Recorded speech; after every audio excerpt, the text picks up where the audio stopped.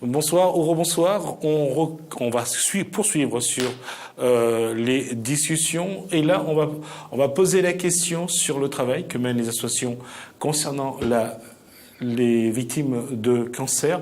Et voici, on va parler de l'association Papaye, dans le sud de La Réunion. Et on en parle dans La Réunion, comment il est.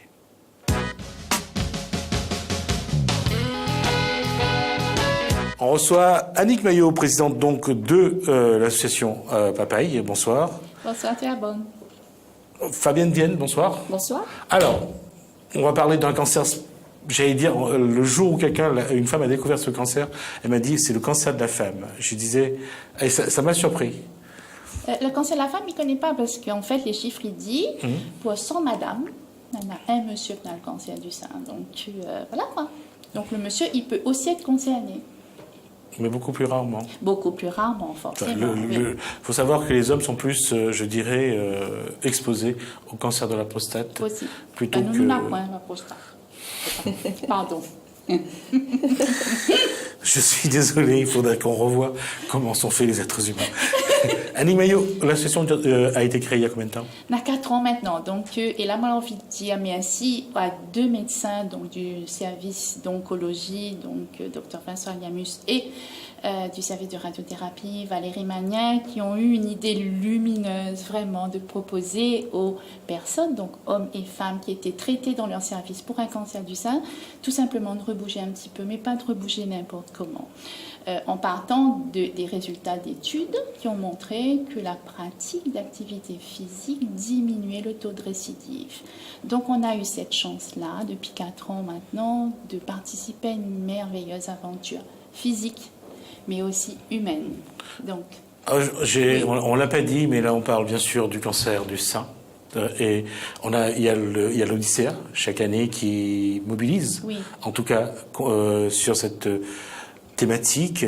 Mais lorsqu'on parle aujourd'hui, comment faut-il aujourd'hui regarder, puisque vous êtes tous les deux, vous avez été exposés à ça, vous l'avez vécu. Comment vous d'abord vous regardez et comment ceux, surtout les hommes, doivent regarder ce cancer particulier? En fait, c'est avant tout une maladie qui se soigne très bien lorsqu'elle est prise à temps, avec un parcours un petit peu difficile, un petit peu long, bien plus terrible quand on l'imagine que quand on le vit, puisqu'il y a une prise en charge globale, donc du traitement qui part de la découverte de la maladie, du diagnostic, jusqu'à la reconstruction, pour certaines en tout cas.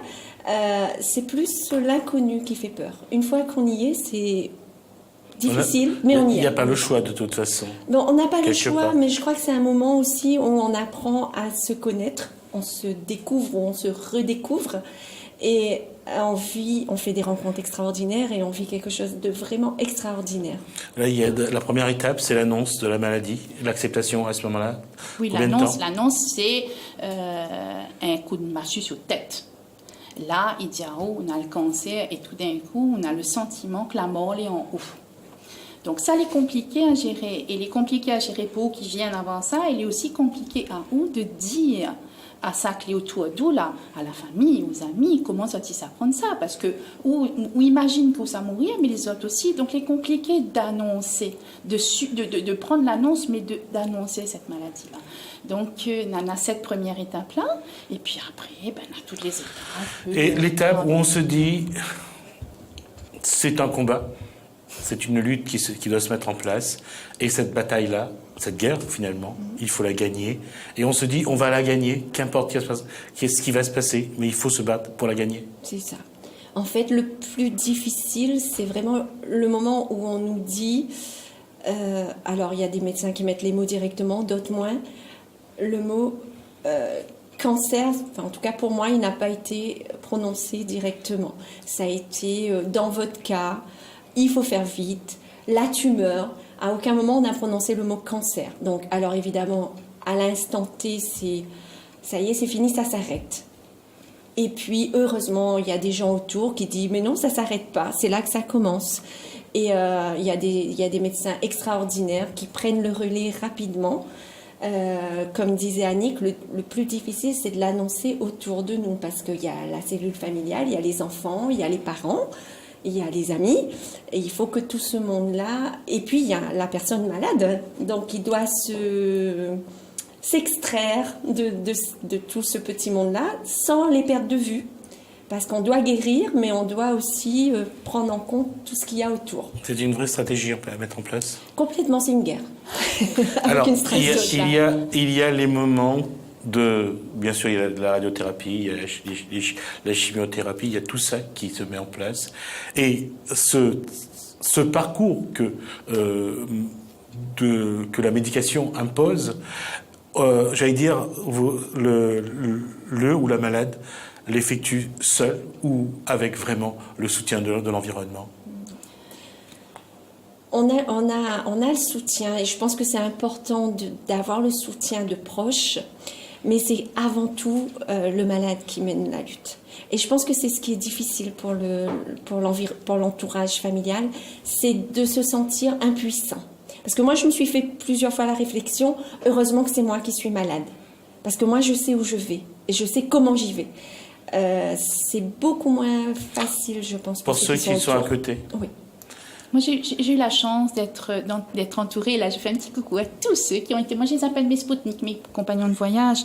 Donc, ceux qui ont été là pour me soutenir autant moralement, physiquement, et qui ont partagé ces moments-là difficiles avec moi. Et aujourd'hui, donc, Madi, on a fait un scoop. Demain, on a 55 ans. C'est mon anniversaire. Ben, je vais faire la fête. Parce que la vie après cancer, c'est aussi ça. C'est célébrer la vie qui prend un autre sens. Peut-être m'y pas un peu vite, Paul, hein.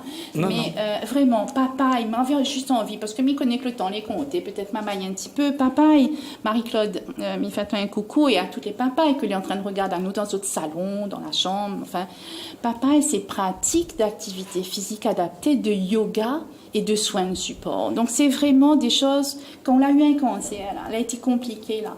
Oui, ça part fait mal à haut. Il faut vraiment faire des choses préparées. Il faut que les encadrer par des gens, les gaillards. Donc, là, midi, bonjour à Cédric, notre coach APA Saint-Pierre, Laura, notre coach APA Saint-Joseph, à l'équipe qui fait à nous du yoga le mardi soir. Alors, ça, c'est dans le cadre vraiment des papas, mais nous fait aussi plein de choses. Nous, ça va faire Dragon Bot. Alors, là, mais entendez, il y a Dragon Ball. Voilà, Dragon Bot. Avec la RDB au port, nous fait aussi du V4 à Saint-Pierre, nous fait aussi de la marche nordique avec donc l'équipe d'Odyssea. Donc c'est vrai que nous bouge pour que la vie y reprenne sa propre place en nous. Vous voulez dire quelque chose Non, mais c'est ça. Alors justement, j'allais dire le regard lorsqu'on arrive au bout, lorsqu'on sait que les métastases sont parties, je veux dire, ou la tumeur. Il n'y a pas eu de métastase, c'est encore mieux. Il y a ce regard maintenant qu'on porte sur le monde, ce regard qui a totalement changé. Ah oui, moi, midi, il m'appelle un morceau de tété parce que là, on enlève tout. Mais alors, qu'est-ce que j'ai gagné en angle de vue? C'est vraiment... Enfin, il appelle pas moi... Enfin, il appelle à moi, il m'appelle Annick, mais il appelle à moi Annick au pays des merveilles. Cette capacité d'émerveillement de petites choses de tous les jours et de dire, la ville est là, il faut nous profiter, maman. C'est-à-dire se lever le matin, se dire, j'ai pu ouvrir les yeux, je respire tout seul, je peux sourire, je peux marcher, je peux toucher. Voilà. C'est ces trésors qu'on ne voit pas à un moment donné, qui devient une évidence à soi. Quand on traverse, c'est quand même un no man's land assez long. Pour ma part, ça a duré 1 an et demi. Le traitement a duré 1 an et demi. C'est pas tant le regard qu'on porte sur le monde qui change, c'est le regard qu'on porte sur soi-même. Et on apprend vraiment à se connaître. Et après, la petite anecdote, on en parlait tout à l'heure, pour citer mon petit copain Justin, coucou, arrive l'étape de la reconstruction. Et là, du haut de ses 4 ans, il dit pourquoi elle était cassée, Tati Fabienne? Ben non, elle n'était pas cassée, mais elle se reconstruit quand même. Voilà, c'était magnifique. Et c'est vraiment ce qu'on ressent. Moi, je suis actuellement dans la phase de reconstruction. Et je me suis fait la remarque que j'ai la reconstruction physique, mais il y a aussi la reconstruction psychologique. Et là, il y a une étape qui passe. Et ça va être ma dernière question. Vous avez l'impression qu'à un moment donné, plus grand-chose ne peut vous atteindre? La plus belle victoire qu'on remporte, c'est celle qu'on remporte sur nous-mêmes. Et c'est vrai qu'on a la chance, malgré tout. On disait, nous étions tout seuls à un moment donné dans le combat, peut-être. Mais aujourd'hui, moi, on n'est plus tout seul. On a cette papaye, enfin, toutes les papayes. Mais on a aussi toute l'équipe donc d'Odyssea. Nous, on a la chance d'avoir cette manifestation-là. Donc, cette année, c'est la 10e année, il faut le dire. Et Odyssea, donc, l'ami parle du réseau rose, puisque dimanche, on va avoir une journée organisée donc par Un Autre Regard et le fameux réseau rose, donc, qui est une émanation d'Odyssea et qui regroupe tous les professionnels qui peuvent adoucir le quotidien de cette femme qui est en train de souffrir et qui, elle a peut-être plus envie, elle n'a pas le temps parce qu'elle est en train de batailler pour lutter contre sa maladie et que arrange elle un petit peu et fait du bien aussi. Donc dimanche, on a une jolie petite journée au Victoria, à Grand-Bois, à Saint-Pierre. Donc, Un Autre Regard avec, entre autres, Guillaume, je trouve, Guillaume Kishnama, qui est donc, lui, il est esthéticien. Socio-esthéticien. Donc c'est vrai que ça, c'est nos petits rayons de soleil. On l'a également reçu. On a Catherine aussi dans le sud, pas Catherine, Il y a également Marie, je crois, de la salle. Marie Lassalle sera également là, je crois. Je voulais juste vous dire qu'on a dépassé un petit peu. Moi, je voulais quand même aller là. J'espère que j'aurai le plaisir de vous revoir là-dessus, ne serait-ce que pour parler des activités que vous faites. J'ai beaucoup de monde aujourd'hui, donc je vais m'arrêter là.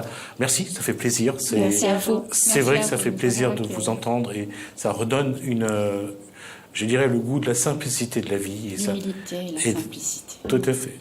Courage et bienveillance également. Merci à vous. Merci.